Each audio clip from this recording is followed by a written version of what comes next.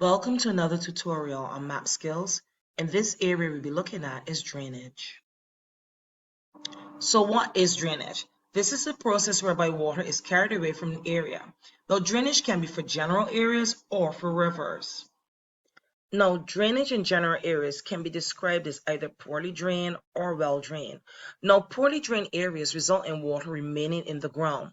A good example are mangrove swamps, which can be completely flooded at certain times of the year.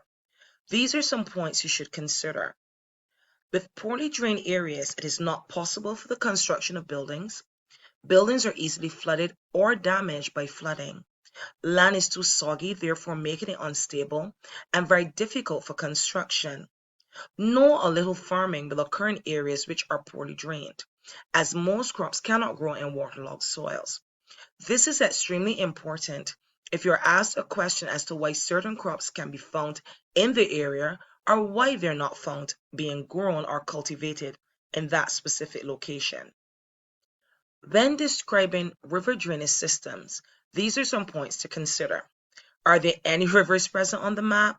How many rivers are there in the area that you're asking for? Are these rivers wide or narrow? And these can be measured using the kilometer scale. Are they mainly straight? Are they meandering a lot? Do they make a specific type of drainage pattern?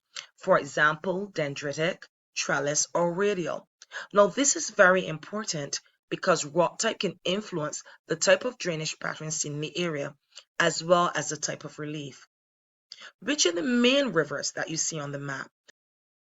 And in which direction do they flow? Now, here are a few points to consider.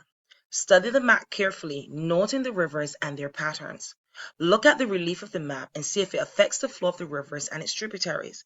And do other physical features in the area impact on the flow of the river? You should also look at mangroves.